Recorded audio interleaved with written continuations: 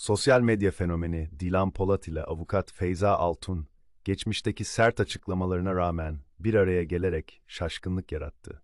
İkili, Instagram üzerinden yaptıkları canlı yayınla sosyal medyanın gündemine oturdu. Polat'ın, "Sen beni 2 yıl önce tanısaydın ne derdin?" sorusuna Altun'un, "Salak derdim" yanıtı geniş yankı uyandırdı. Altun, daha önce yaptığı açıklamalarda Polat'a mesafesini net bir şekilde göstererek "Ölsem aynı masada oturmam" demişti. Ancak buluşma ve yan yana verilen pozlar sosyal medya kullanıcıları tarafından yeni bir sayfa olarak yorumlandı. Bazıları ise bu hareketi gündem yaratma hamlesi olarak değerlendirdi. İkili arasındaki küslüğün temeli Polat ailesinin Masak tarafından incelenmesiyle atıldı. Feyza Altun, Polat çiftinin tutuklanmasının ardından sosyal medya üzerinden sert eleştirilerde bulunmuş ve masaya oturmaktan kaçınacağını ifade etmişti. Dilan Polat'ın cezaevi sonrası attığı her adım, sosyal medyanın gündeminde kalmaya devam ediyor. Kara para aklama ve vergi kaçırma suçlamalarıyla 9,5 ay tutuklu kaldıktan sonra tahliye edilen Polat, avukat Feyza Altun ile yaptığı sürpriz buluşma ve canlı yayınla sosyal medyada yeniden tartışma yarattı. Sert çıkışlarıyla tanınan Altun'un Polat'la aynı yayında yer alması, kamuoyunda şaşkınlık ve merak uyandırdı.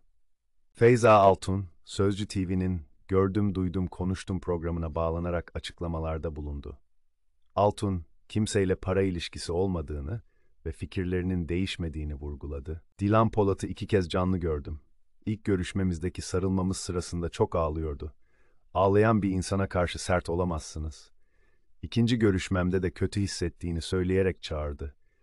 Gitmek istemedim ama ısrar etti. Evinin adresini bile bilmiyordum. Ona, eğer videoya çekmeyeceksen sağlığını merak ettiğim için gelirim dedim. Ona karşı iyi niyetim suistimal edildi. Kendisini aklamaya çalışmasını kabul etmiyorum.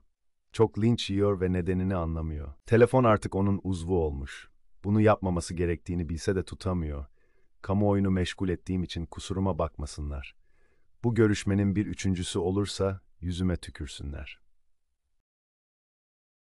Altun'un açıklamaları, sosyal medyada yaşanan tartışmanın derinliğini ve iki ismin arasındaki gerginliği gözler önüne serdi. İkili arasındaki bu karşılaşma hem eleştiri hem de merak unsuru olarak uzun süre konuşulacak gibi görünüyor.